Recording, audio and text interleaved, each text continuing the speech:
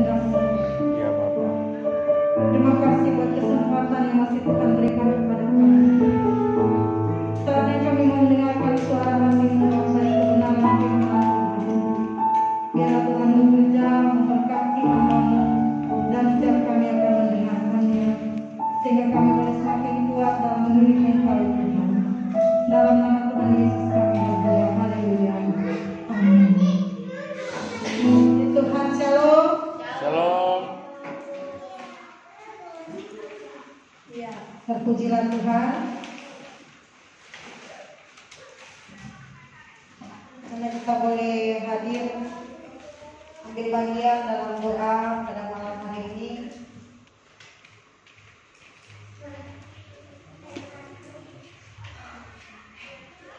Sehat semua? Amin. Bapak-bapaknya kerja? Demam. Demam. Kira-kira. Kerja semalam di pasar tadi pagi kerja. Oh. Baru pulang kerja, dia sih di rumah minum dulu katanya nanti kalau sempat aku datang. Oh, ini lagi ngurus. Iya. Pamaya juga? Hah? Oh. Iya. Puji Tuhan ya. Penting semua dalam keadaan baik. Puji Tuhan, Bapak Ibu, saudaraku yang dikasih Tuhan. Ini surat gembala ini yang saya bawakan, ini surat gembala tanggal 25 Oktober. Ya, surat gembala dari Ketua Seribu. Nah, saudaraku, apa yang menjadi persoalan yang berat bagi saudara? Bu Liris, bagi Bu Liris, apa yang persoalan bagian mana yang paling berat, yang belum rasanya masih sulit? Masalah keluarga, ekonomi yang selalu mengganggu. Mama Niki, masing-masing kita itu punya kesulitan yang berbeda-beda, ya kan? Kalau saya merasa saya sulit masalah keuangan, saudara mungkin merasa saya sudah biasa. Nah, jadi beda-beda kesulitannya. Jadi, tapi saudara, intinya saudara dari semua itu yang paling sukar adalah melakukan kebenaran itu dalam setiap persoalan itu, benar ya? Menerapkan. Ya, kalau masalah itu mungkin saudara sudah biasa menghadapi, tapi kalau masalah sih saya pikir setiap hari kita menghadapi masalah, tapi untuk menang itu ya masih belum. Sabar dalam penantian. Saudaraku, kita harus belajar sabar dalam penantian. Ini yang sulit. Ini yang sulit. Sabar dalam penantian ini sulit. Saya ya jujur saja, setiap kali saya berniat melakukan sesuatu yang baru, mau berjuang, datang tantangan yang baru, datang cobaan yang baru, datang persoalan yang baru, ya. Nah, coba-coba untuk mengalihkan perhatian kita dalam fokus mengerjakan kekekalan. Ya, jadi karena memang dalam hidup ini pertandingan, ya. Pertandingan, kita berada dalam perlombaan, dalam area perlombaan. Jadi kita ini dalam perlombaan. Nah, di dalam perlombaan itu tentunya ada musuh, betul? Ada musuh. Ya, musuh itu dalam bentuk apa saja selalu hadir untuk menjadi lawan kita. Ya, menjadi lawan kita. Nah, kebanyakan respon kita selalu ingin melakukan perlawanan. Ya, benar? Ya, melakukan perlawanan. Siapa sih yang mau dibiarkan disakiti? Siapa yang mau disakiti? Siapa yang mau diomongin? Siapa yang mau dijelekin? Siapa yang mau difitnah? Ya, rata-rata kalau datang persoalan ini pasti kita akan refleks itu ingin melawan. Betul ya? Itu manusia itu tidak rata-rata punya keegoisan yang belum dimatikan. Artinya masih ada emosional ya, yang terus berjuang melawan diri. Nggak usah saudara, saya sendiri mengakui itu ya. Tapi ketika kita makin tahu kebenaran, kita rindu supaya kita bisa hidup dalam kebenaran itu. Tapi kan nggak mudah ya. Nah, setiap kali datang masalah itu saudara, itu akan menyakiti kita saudara. Masalah itu akan selalu menyakiti. Kalau masalah itu tidak menyakiti saudara, berarti saudara sudah menang. Tapi kalau belum, berarti masih ada reaksi. Nah ini, tapi saya berpikir saudara, siapapun kita masih mengalami rasa sakit dalam menghadapi masalah. Tapi firman Tuhan berkata, berbahagialah kalau bukan karena salah kita menderita, ya, bukan karena kesalahan kita. Jadi kalau karena dosa kita, kesalahan kita, ya kita perlu bertobat.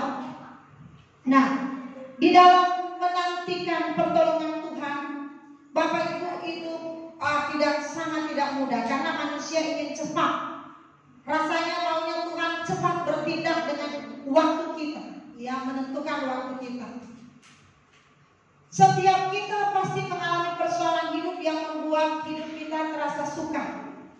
Kalau saya, pergumulan saya, saudara sebagai gembala, kadang yang sering melukai, yang menyakiti hati kita adalah ketika anak-anak kita, ya, kalau saya gembala bukan cuma anak-anak secara anak kandung, tapi anak rohani, jemaat, ya, kalau bereaksi melawan, melakukan perlawanan, tidak mau dengar-dengaran, itu sangat menyakiti. Saudara punya anak, kalau saudara punya anak tidak dengar, kalau masih anak-anak begini belum. Kalau mereka nakal belum menyakiti, paling capek aja, ya. Wah, masalahnya beda. Tapi kalau sudah beranjak dewasa, mereka sudah sulit diatur, ya, sudah banyak tahu pergaulan, tahu pengetahuan. Terus mereka kita arahkan, kita didik, mereka sudah merasa mereka sudah besar. Nah, terus mereka lakukan perlawanan, itu akan menyakiti banget, ya. Oh, sebagai orang tua itu sakit sekali. Nah, itu saudara pergumulan yang selalu saya alami dalam pelayanan. Artinya ketika kita mendidik anak-anak supaya mereka jadi benar, tapi justru kita disalahkan, kita dianggap tidak benar, itu menyakiti sekali, ya, sangat menyakiti. Tapi dan kadang saudara kita nggak sanggup melakukan kita pingin balas, gitu ya, pingin balas, tapi itu dosa, ya. Kalau kita balas dosa, kalau kita diam kita tersakiti. Mana yang saudara mau pilih? Saudara balas itu dosa. Tapi kalau saudara diam, itu menyakiti saudara. Ini kan sebagai manusia kita ini dilema, ya. Dan rata-rata siapa manusia pengen disakiti? Apalagi kalau dia punya kemampuan untuk membalas. Enak aja. Tapi pilihan ini saudara harus kita kumpulkan. Jangan sampai kita salah pilih, kita berdosa. Jadi pilih mana? Saudara disakiti saja, dan sakit itu memuliakan Tuhan, puas tapi melukai hati Tuhan. Ya, itu tinggal pilihan, kan? Oh, saudara saya sering berpikir untuk membalas. Saya sering berpikir untuk membalas karena saya pikir kalau saya balas, kalau sekarang ini kan rata-rata saudara, orang-orang kan kalau menyakiti sudah bukan secara langsung. Tapi kebanyakan sekarang lewat tulisan, media sosial. Hati-hati dengan tulisan kita, ya. Hati-hati dengan tulisan kita di Facebook, di media sosial, karena tulisan kita itu akan mencerminkan siapa kita. Jadi kalau sekarang sikap, tapi sekarang dengan pandemi kita kan kadang bertemu. Nah, ketidaksukaan kita lampiaskan di tulisan. Nah, kalau saudara sekarang mata itu, nggak mungkin kita minta mata kita rabun, ya. Kita baca, kita lihat, mulai masuk ke pikiran, hati terlukai. Nah, ini kan, aduh, sakit sekali nih. Ya, mau ngambil sikap ini, saudara. Kalau saya dulu, jangan berani, saudara. Saya nggak pernah kekurangan kata-kata, saya serang orang. Ya, saya nggak serang lewat kata-kata, tapi saya pakai firman itu akan menyakiti, gitu. Tapi saya berpikir, apa itu kebenaran yang harus kita terapkan? Nah, ya, makin kesini saya lebih menjaga perasaan Tuhan daripada perasaan orang. Kalau saya tidak menjaga perasaan Tuhan, wah, selesai. Kita bisa perang di medsos, ya. Kita bisa perang karena sekarang saudara berani sekali orang rasanya itu biasa saja itu menyakiti orang dengan tulisan. tidak berpikir, saudara ya, ini berbahaya atau tidak. Nah, untuk menghadapi hal-hal begitu, Bapak Ibu, apa yang harus kita lakukan? Berdiam diri. Tinggal itu lebih baik. Walaupun kita harus menangis, nggak apa-apa lah. Air mata kita masih lebih berharga di hadapan Tuhan daripada di hadapan manusia. Di Facebook, nggak tahunya besoknya kita nyindir juga. Nah ini, saya nggak suka ya, yang saya bilang orang bilang, wah kita sekarang bebas dari menggosip. Nggak tahunya mereka lagi bergosip. Nah ini kan sebenarnya ini begini. Jadi saudara, berdiam diri lebih baik, benar? Wah, puji Tuhan, kita bisa lepas keluar dari tempat kemunafikan. Mereka lagi mempromosikan kemunafikan. Ini kan celaka ini. Kenapa itu terjadi? Masih ada nggak roh Tuhan dalam hidup mereka? Kalau kita tahu itu benar atau tidak, amin. Benar, kita harus tahu ya. Jadi kadang kita akan berjumpa, tapi ingat ya, kita tidak bergosip. Belajar mengerti kebenaran firman Tuhan. Ya, jadi dari perkataan-perkataan kita, saudara bisa terlihat siapa saudara.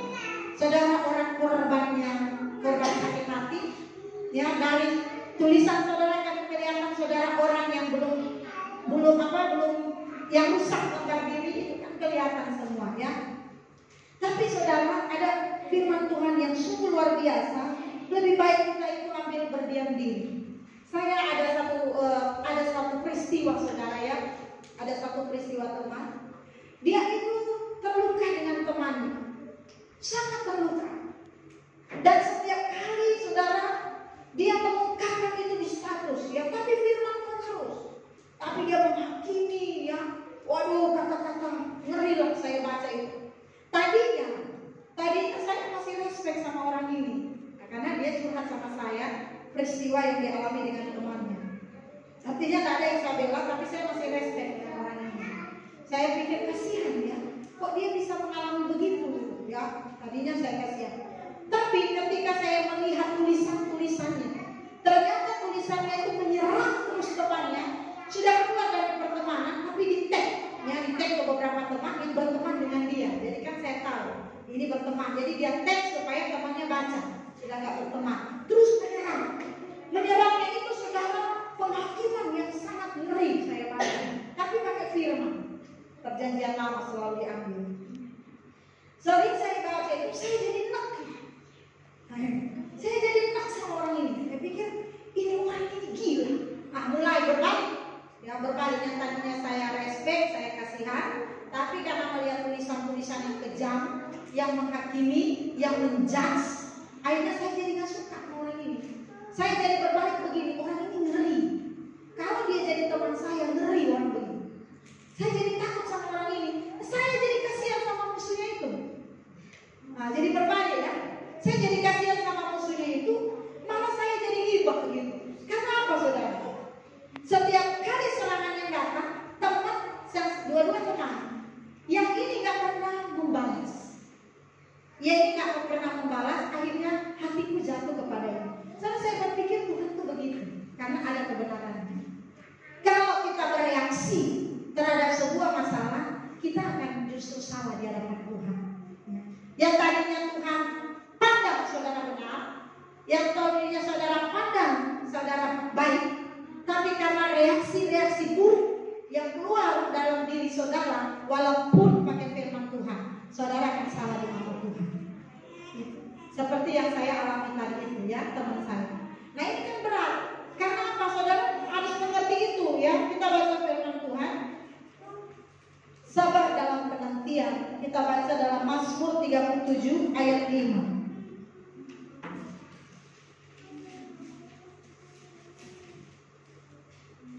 Mazmur 37 ayat 5.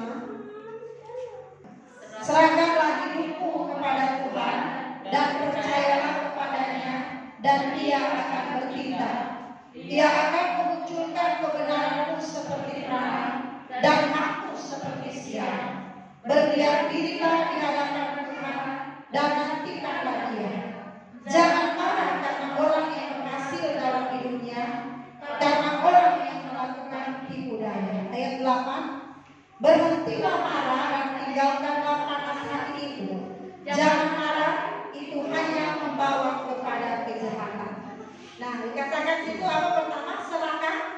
serahkanlah hidupmu kepada Tuhan dan percaya kepadanya, Dia akan bertindak.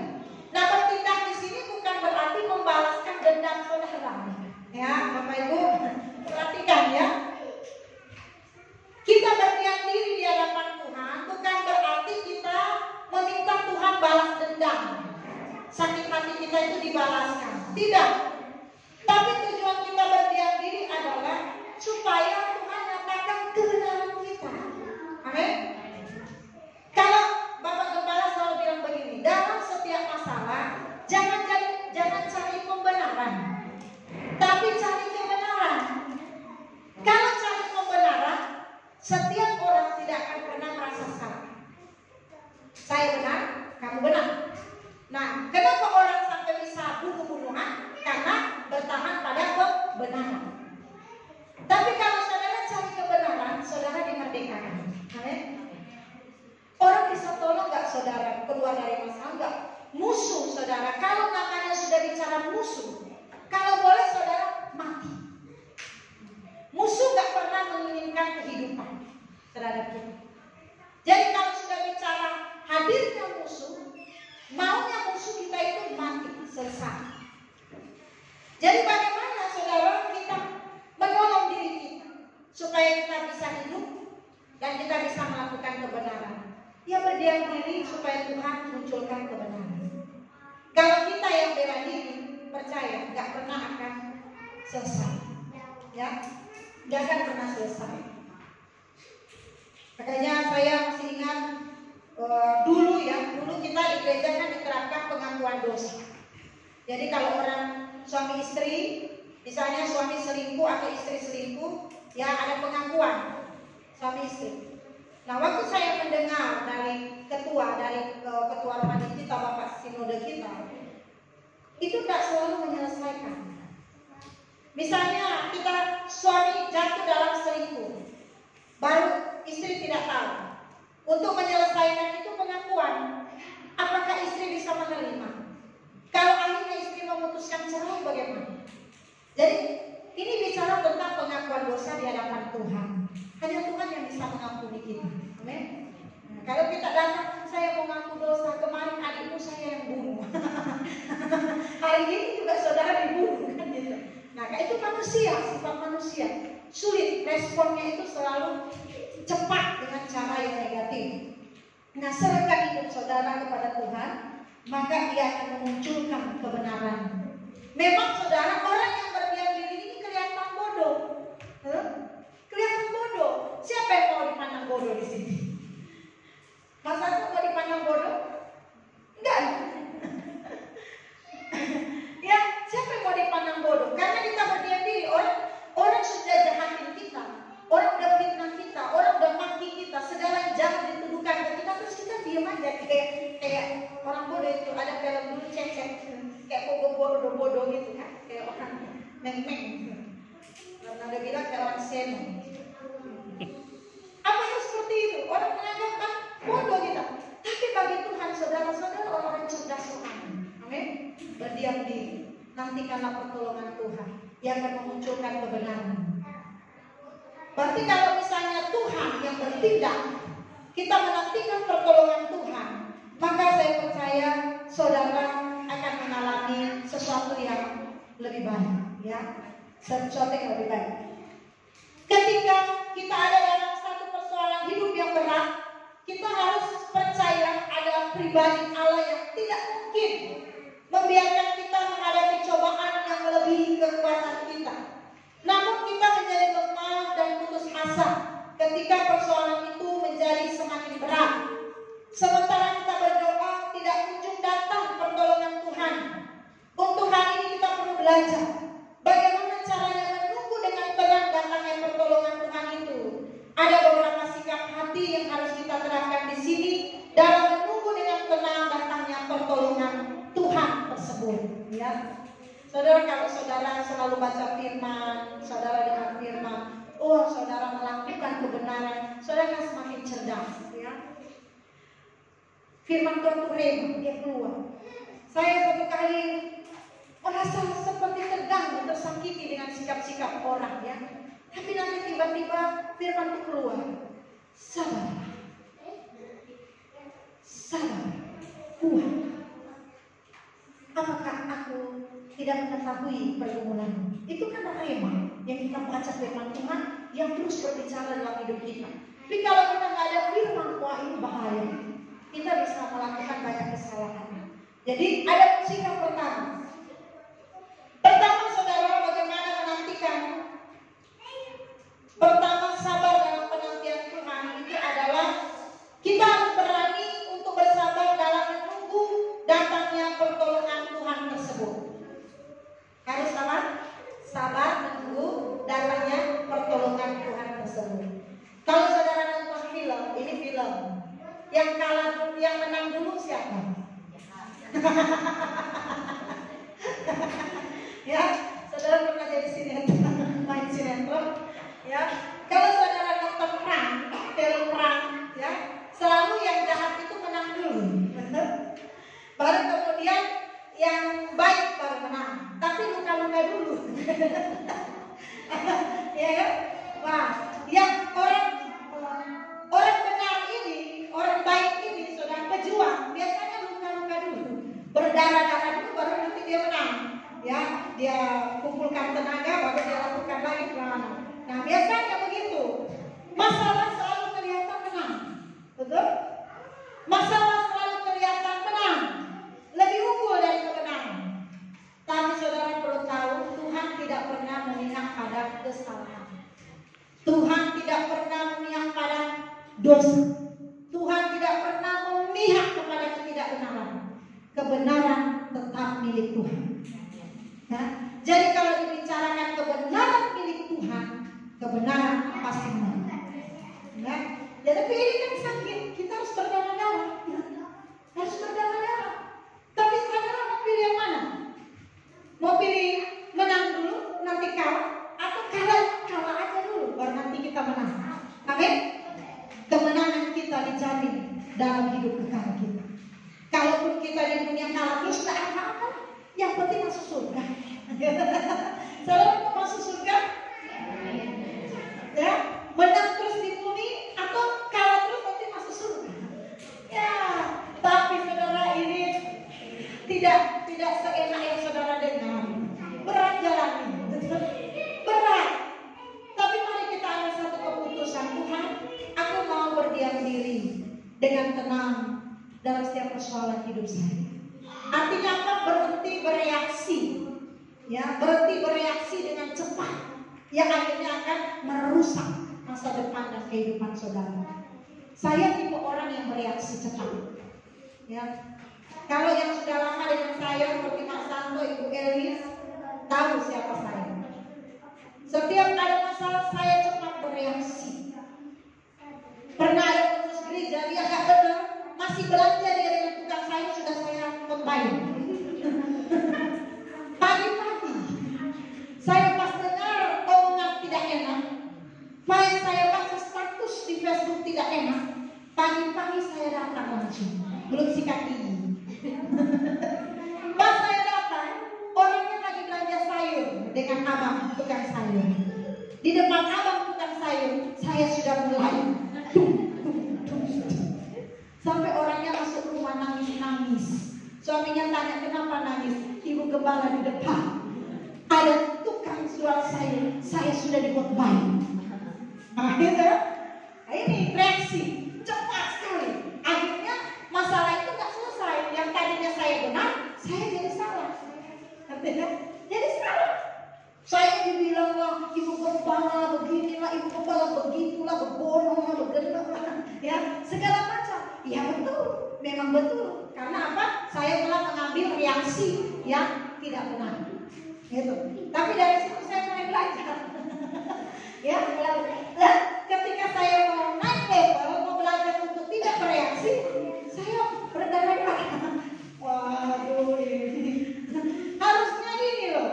Ketika ibu gembala makin sabar, anak-anak makin mengerti. Maunya kan begitu. Tapi ternyata setelah ibu gembala makin sabar, makin ditunjang gitu.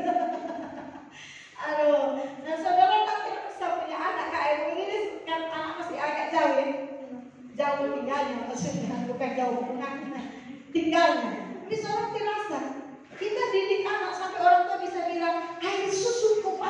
air tuba. Bukan air toba. Ini berat sekali Bapak Ibu ya. Berat. Kalau bilang gak berat, aduh, saya yang mengalami sudah rasakan itu. Bahkan sampai hari ini saya masih berdarah-darah. Artinya berdarah-darah itu mungkin gak kelihatan darahnya, tapi ada darahnya. Sakit sekali sudah, teriris-iris ya. Jadi kita mau ambil keputusan menunggu datangnya pertolongan Tuhan. Amin. Tapi ingat, pertolongan Tuhan bukan membalas dendam, tapi memunculkan kebenaran. Kalau saudara benar, kebenaran itu saudara tidak bisa disembunyi. Ya, mau dikubur pun namanya kebenaran itu tetap akan Tuhan munculkan. Tapi waktunya Tuhan. Kapan waktu Tuhan? Mungkin kita sudah mati, nggak tahu juga. Yang penting waktu Tuhan, ya. Nah, Bapak Ibu dikasih Tuhan, menunggu waktunya Tuhan merupakan pergumulan yang berat untuk percaya sepenuhnya kepada pribadi yang bijaksana. Karena kita merasa sepele. Tuhan bela nggak ini?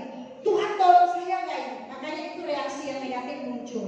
Karena kita selalu melakukan pertolongan Tuhan. Tuhan itu nggak seperti manusia, saudara. Manusia bertindak ceroboh, tapi Tuhan itu bertindak bijaksana. Ya, karena Tuhan tahu masalah itu untuk mendapatkan berkat atau tidak dalam hidup kita, Tuhan tahu. Ya, kayaknya Pak Erastus bilang begini, kalau ada masalah, jangan sibuk mencari tahu masalah itu, tapi berdoalah, tanya Tuhan apa maksud dari masalah itu. Amin. Ya, jangan sibuk. Kalau saudara sibuk cari tahu masalah, saudara bisa mengkambing hitamkan orang. Tapi kalau saudara berdiam diri, Tuhan kenapa masalah ini terjadi? Tuhan kenapa saya harus mengalami masalah ini? Maka saudara akan dituntut Tuhan.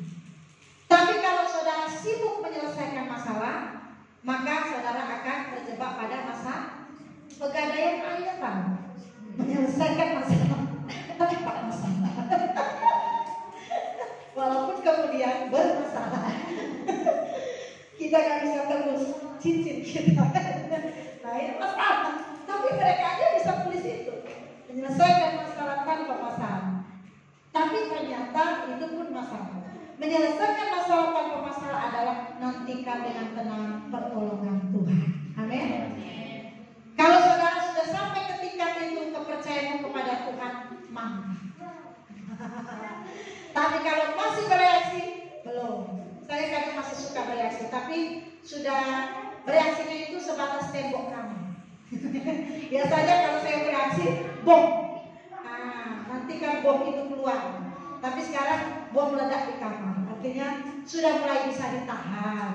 Ya. Aduh, walaupun ya begitulah. Yang kedua, kita harus menutup mata dan telinga terhadap sumber lain. Artinya kita hanya mau dengar firman kebenaran. Jangan belajar saudara dari yang lain, apalagi belajar dari orang yang hidupnya tidak benar. Apalagi belajar dari hidup orang fasik.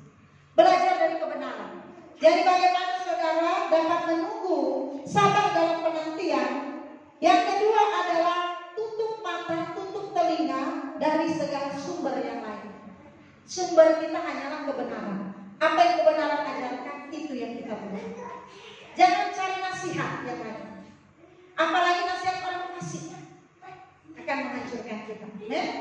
Pilih teman saudara. Ini orangnya walaupun misalnya contoh, saya ibu misalnya Mama Kristen lah kita contohin, ya karena dia agak kurang tersinggung. Misalnya Mama Kristennya curhat, aduh Mami, ini suamiku begini, tetap Mama Kristen.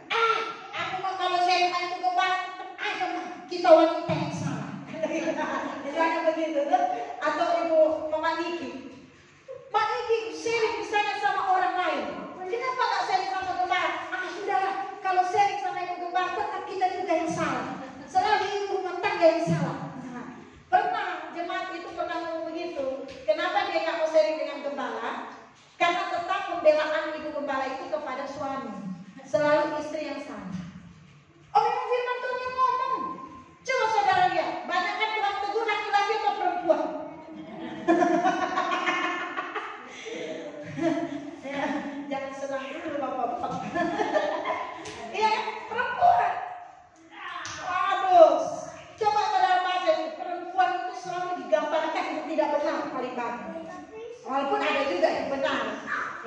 pasal 31 bisa baca bagaimana jadi perempuan istri, ya, bagaimana jadi istri. Jadi memang kita dituntut gitu. Tapi saudara, lebih baik kita cari orang begitu daripada orang yang memuji-muji saudara. Ngerti ya? Saya konsen sama Ibu Lilis, belum saya ngomong dia udah tembak saya, ya, udah mati saya ditembak. Lebih baik begitu daripada sabar ya Kak. Memang suami-suami kadang-kadang egonya minta ampun. Iya, ini suami itu begini. Iya, lain kali demo aja Kak. Demo aja. Demonya bagaimana? Jangan masak di rumah. Biar dia kapok. Tapi misalnya kalau saya misalnya sama Ibu Lilis atau sama pengurus yang lain, sama Mama Santo ya, jangan sabarlah Kak. Walaupun suami tidak bawa uang, suami begini, tetaplah layani. Nah itu ya. Ini kan sakit benar. Tapi manusia rata-rata saudara mau cari sumber yang mendukung kesalahannya. Dan akhirnya apa? Sudah jatuh ketiban tangga. Jadi kan lebih baik saudara. Kalau saudara punya kesalahan, mana yang saudara mau pilih? Saya tanya. Pak Gembala, kalau punya kesalahan, Pak Gembala cari ayat yang menegur atau ayat yang mendukung?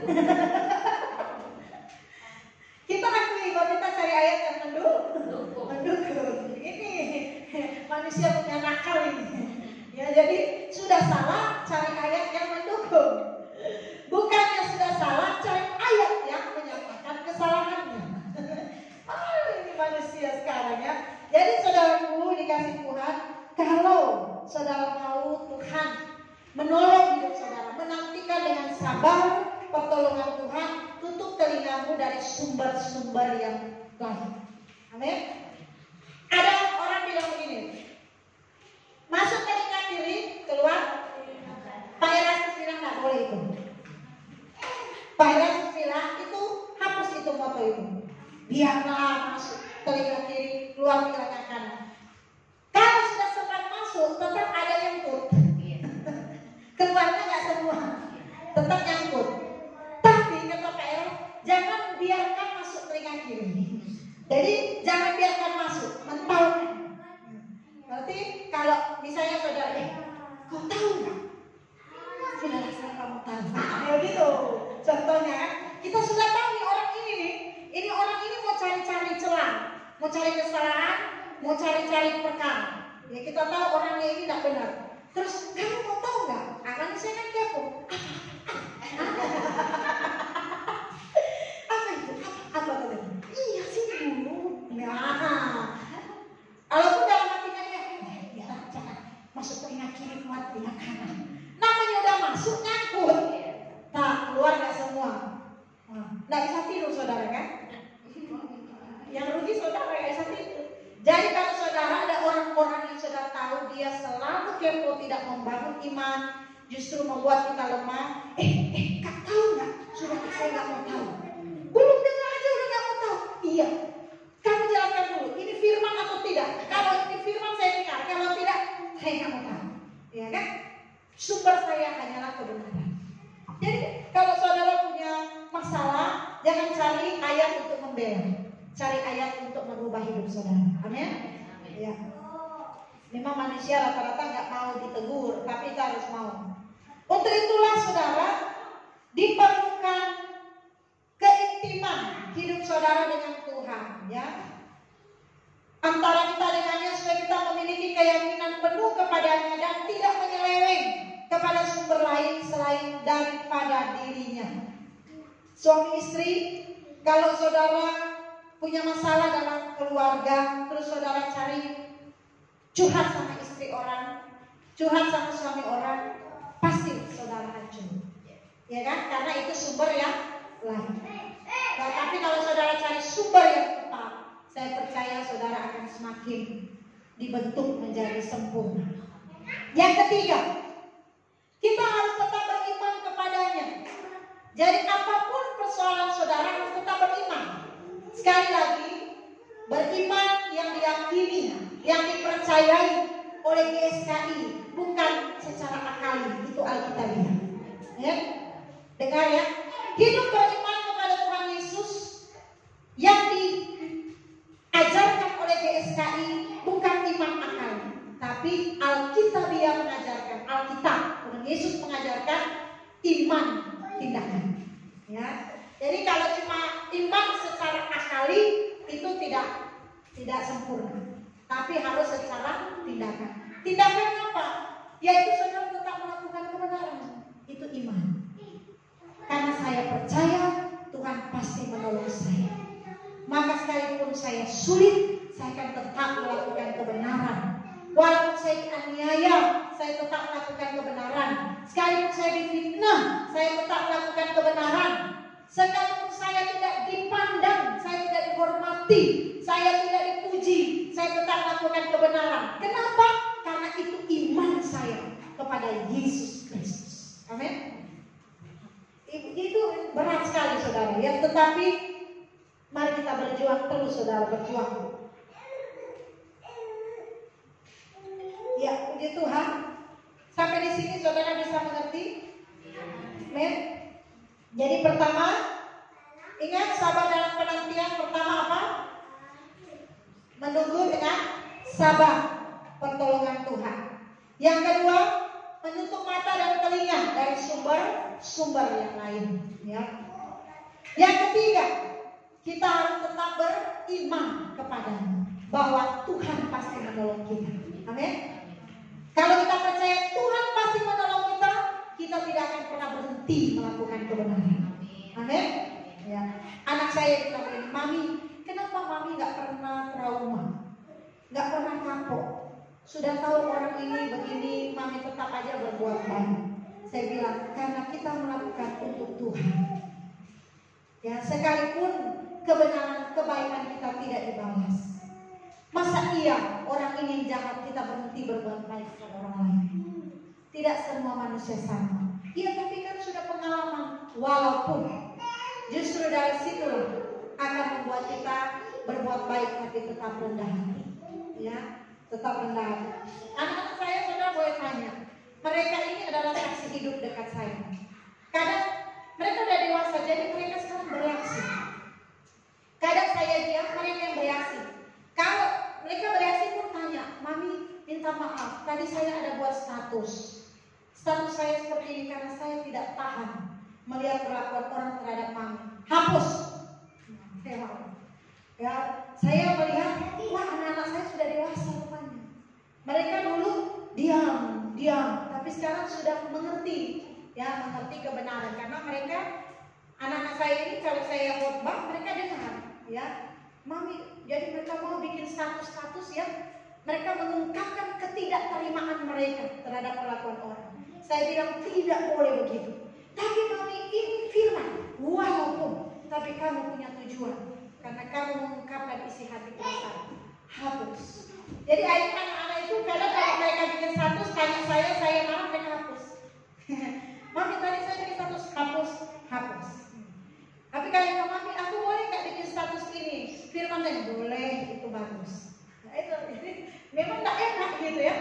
Ini anak-anak udah bereaksi. Jadi kadang anak saya, saudara tahu ini anak-anak saya ini, mereka sering dibully di sekolah, disakiti di sekolah. Kalau lapor ke saya, kalau dulu saya bilang hajar. Kalau balas, Mami yang datang. Nah, tapi karena orang tua mana mau disakiti anaknya. Ya, anak saya Kesia kayak begini pernah saudara tengah malam. Saya doakan anak saya cowok ini untuk bisa mengampuni gurunya. Ya, dia sakit sekali dengan trauma si SMP kalau nggak salah ya. Pernah dilakukan tidak adil. Dan dia sangat sakit sekali. Dia simpan di ini, kalau yang cowok tipe menyimpan. Dia simpan begitu. Tapi air matanya keluar. Tengah malam saya bangunin, saya berdoa. Ayo, sebut nama gurumu, berikan dia pengampunan. Dia mengeluarkan nama gurunya itu sulit. Ya karena rupanya udah sakit tapi disimpan. Ya Kesia, saya cuma bilang begini, kalian lihat bagaimana Mami berusaha melakukan apa yang Tuhan Yesus ajarkan. Akhirnya mereka mulai ya bisa. Ya, bagaimana mengajarkan mereka? Ya kita harus memberi contoh. Nah, kami aja nggak mengampuni, tapi nyuruh-nyuruh kami mengampuni. Ya, anak-anak itu lihat kita, melihat hidup kita. Jadi Bapak Ibu, yang ketiga, iman. Jadi apapun persoalan yang saudara alami, tunjukkan hidup beriman kepada Tuhan Yesus. Orang kan lihat, memang orang ini memang orang yang beriman kepada Tuhan. Oke, orang lihat hidup kita. Baca Ibrani 6 ayat 12.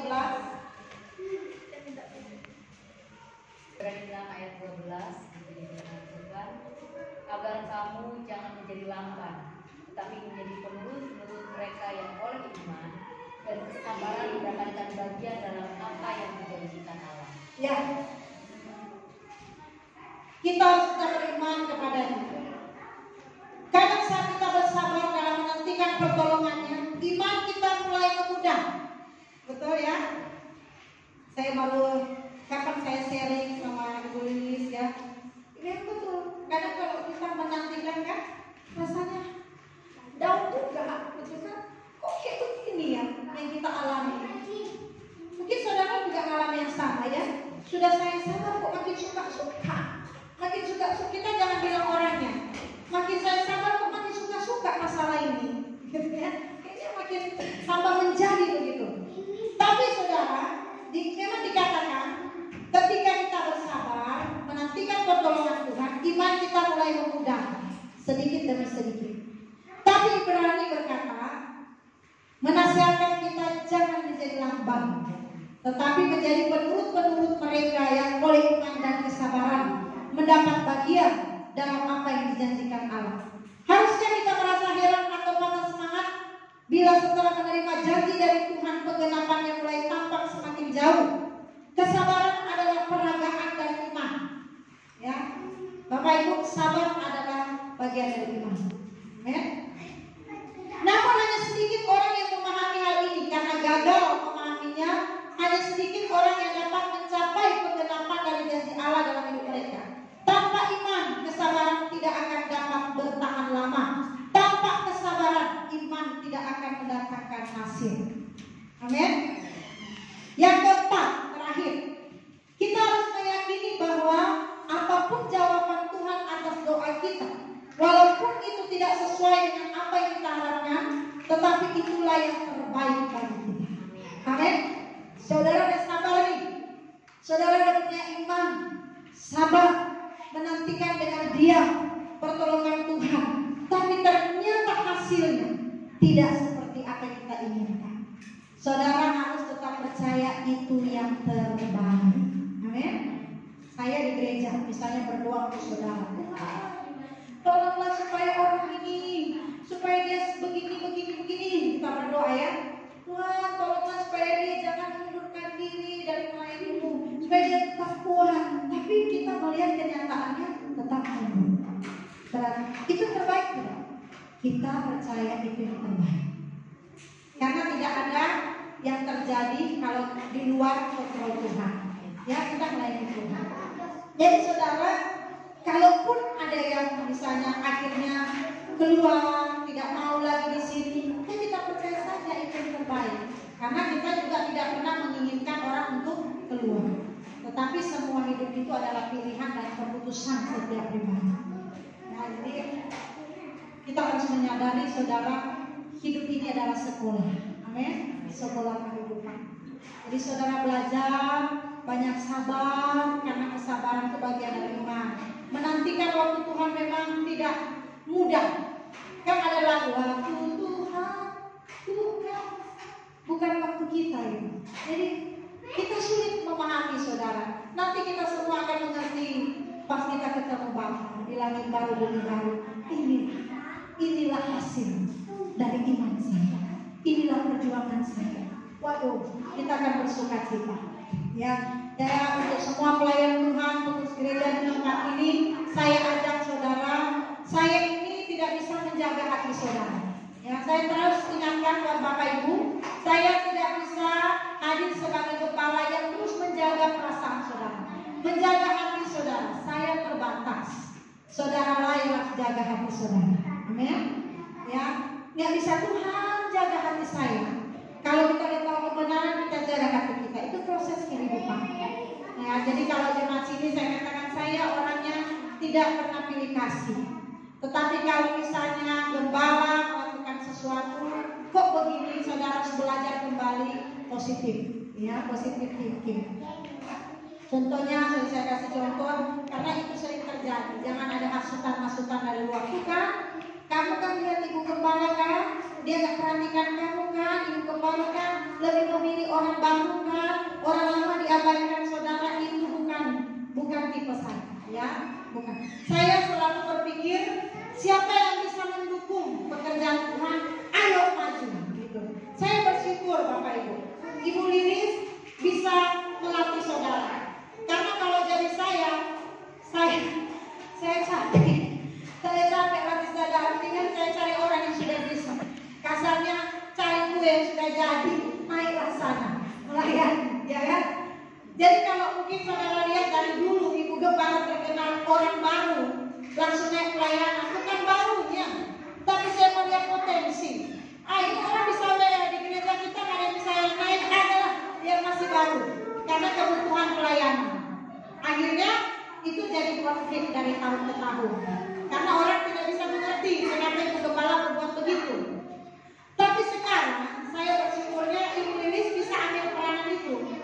Artinya ketidakbisaan saya untuk sabar melatih Bapak Ibu naik di atas, karena saya mikir firman Tuhan aja udah babak belur. Ya, Bapak Ibu, saya mau kasih tangan saudara. Apalagi sekarang Pak Eraso selalu tekankan, jangan gara-gara ini kotak kita ini kita bicara suka-suka kita di mimbar. Doa, belajar, ya. Isi hati Tuhan, jangan isi hati kita yang disampaikan. Nah, mau persiapan aja firman saya babak belur. Apalagi saya melatih saudara sini leader. Amin deh. Ya, itu kelemahan. Bukan berarti harus dibanggakan. Dari kelemahan. Tapi puji Tuhan, dengan adanya Ibu Lilis, dia punya optimis. Dia bilang, Ibu, nggak bisa Ibu selalu berharap orang baru. Ya, ini yang lama-lama ini harus bergerak maju melayani Tuhan. Ya sudah, Bu Lilis punya urusan ini. Ya, PAW. Jadi kalau sekarang saudara dibawa masuk melayani, ada orang datang melatih saudara, saudara harus bersyukuri itu. Amin. Yang bersyukur, ya, harus bersyukur Bapak Ibu.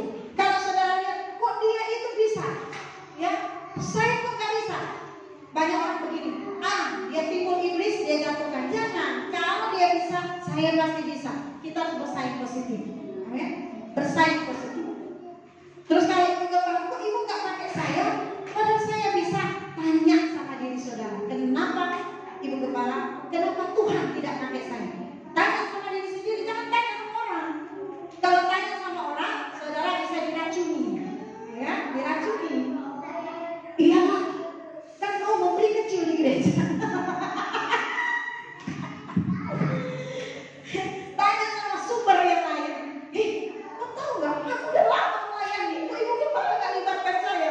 Nah, super yang lain bilang, karena pemberian kecil di gereja, makanya bantai ibu gembala nggak libatkan kamu. Ini kan jahat ini.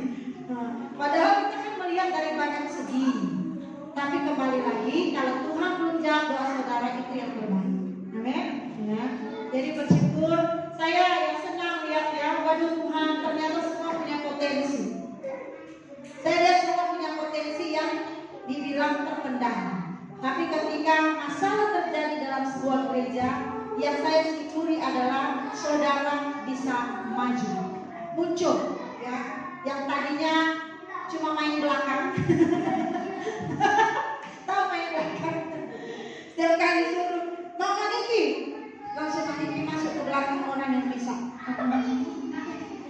Main belakang gitu kan. Tapi kalau di luar diceret, Mama Niki, main dia, ya. Yang lain yang pintar-pintar ini yang maju terus, ya di belakang terus, ya.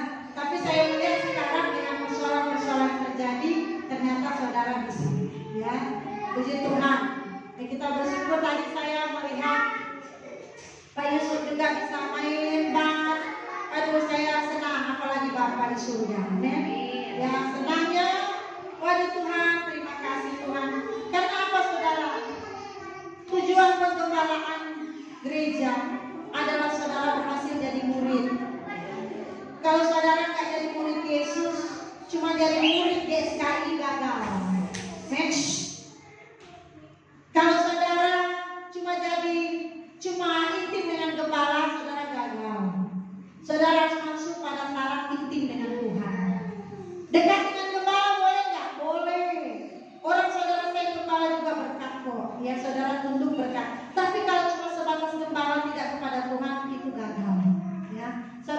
pada level sudah mendekat intim dengan Tuhan. Kalau selama ini saya bawa orang-orang dekat saya, aduh saya takut sama Tuhan. Sampai orang panggil saya mami. Makanya ketika mereka mengingat saya rasa sakit, saya lupa saya ini wakil Tuhan. Jadi harus bisa berhasil memuridkan saudara jadi murid Yesus. Amin. Bukan muridnya Sandra, murid Yesus. Murid Sandra nggak masuk surga. Murid Yesus masuk surga. Puji Tuhan ya. Jadi kalau misalnya tiba-tiba Ibu Gembala pergi, kok Ibu Gembala perginya sama ini, nggak pergi sama saya. Ini karena pengalaman, bukan karena terjadi. Ini pengalaman. Nah, mulai masuk ini sumber iblis ini. Kok Ibu Gembala pergi sama ini, kok nggak ngajak saya. Harus bisa mengatasi pikiran dan hati dengan kebenaran. Pasti ya, karena kadang saudara, ini Bapak tahu, saya ini tipe orang yang suka dadakan.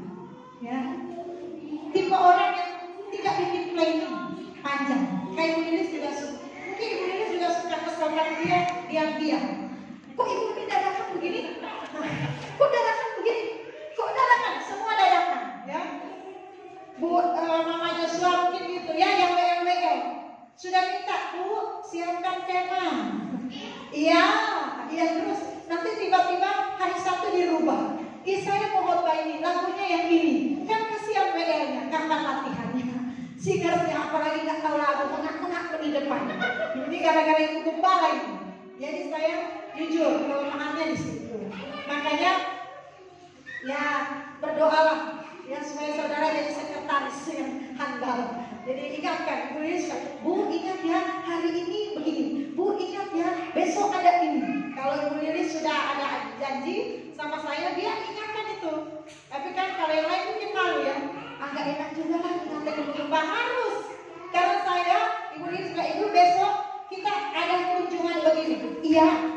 Tiba-tiba teman saya ngomong, Bu Pendeta nanti besok kita ketemu. Iya. 3 orang saya iya pada jangan sama. Akhirnya saya harus bergumul membatalkan, menjaga perasaan orang. Nah ini kan bahaya ini. Jadi kalau saudara lihat, kok Ibu Gembala tiba-tiba begini, ya harus lebih baik nanya. Ibu, kenapa kok saya nggak diajak? Ibu, kok saya lihat begini? Saya untuk menjaga kebersamaan kita, menjaga kesatuan kita supaya jangan ada dusta di antara kita ya. Jadi kalau ini atau Ibu jangan lain kali juga aku biar punya anak pengen ikut, boleh, ayo, gitu ya. Ya, Mami, kemarin Mami pergi jalan-jalan misalnya ke Jepang, ini ada pelayanan. Saya nggak ngajak karena banyak anak, nggak bisa ditinggal. Bisa saya lain kali. Oke, itu ya. Saya juga orang yang suka terbuka. Saya bukan penyimpan, terbuka ya. Ini saya bicara supaya saudara mengerti hati Gembala. Amin. Oh, Gembala itu begini ya, supaya menjaga. Sudah jaga saja perpecahan, bisa terjadi perpecahan. Apalagi kalau kita nggak jaga. Amin. Ya. Tapi ingat, saya tidak bisa menjaga hati saudara. Saudara harus belajar menang untuk menjaga hati saudara.